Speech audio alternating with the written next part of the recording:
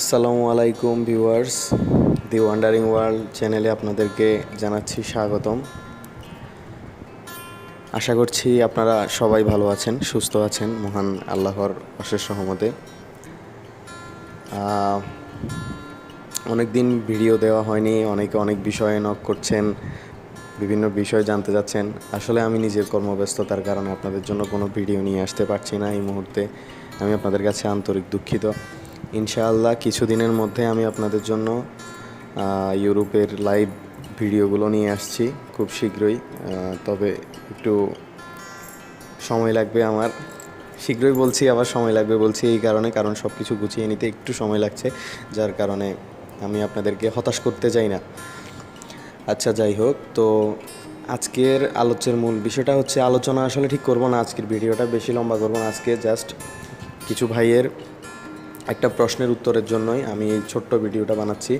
সেটা হচ্ছে, সবাই জানতে চেয়েছেন, আমাকে প্রায় 9 থেকে 10 জন আমাকে নক করেছেন, আপনারা মেইলে নক করেছেন, আমাদের ফেসবুক পেজে নক করেছেন, অনেকে কমেন্ট বক্সে কমেন্ট করেছেন যে ভাইয়া, আমরা বিভিন্ন ভিডিওতে দেখতে পাচ্ছি যে আমাদের বাংলাদেশের ঢাকাতে পর্তুগাল এম্বাসি হচ্ছে।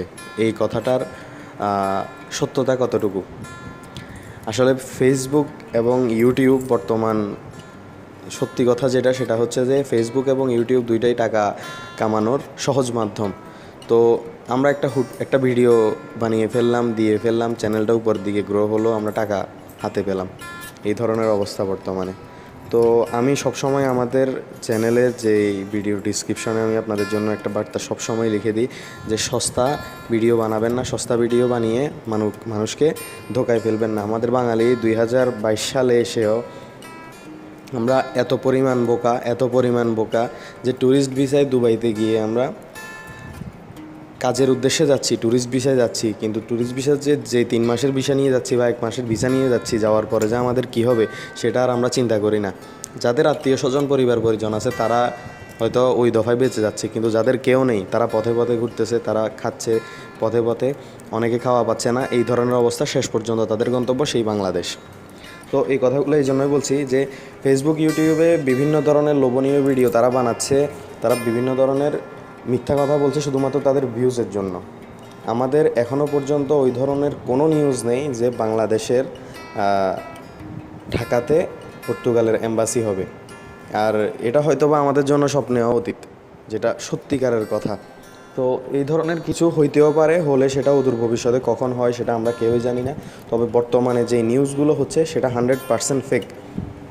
ওই ধরনের কোনো কিছু আমাদের ঢাকা বাংলাদেশ হচ্ছে না, আমাদের দেশে কোনো প্রকার পর্তুগালের এম্বাসি হচ্ছে না। হ্যাঁ, তবে গুটি কয়েক ভালো মানের এজেন্সি আছে যারা সত্যিকারে 100% কাজ করে, যারা ফাইলগুলো জমা নেয়, তারা ইন্ডিয়াতে গিয়ে একটা প্রসেসের মাধ্যমে, কিছু টাকা পয়সার মাধ্যমে তারা এই কাজগুলো করে থাকে, সেটা সত্য কথা। তবে আমাদের বাংলাদেশে কোনো প্রকার, ঢাকাতে কোনো প্রকার পর্তুগাল এম্বাসি এখনও পর্যন্ত নেই এবং হওয়ার কোনো চান্স, সম্ভাবনাও নেই। আমরা এর মধ্যে দেখছি না, আমাদের কাছে ওই ধরনের কোনো সত্যিকার অর্থে নিউজ নেই। এই হচ্ছে বিষয়।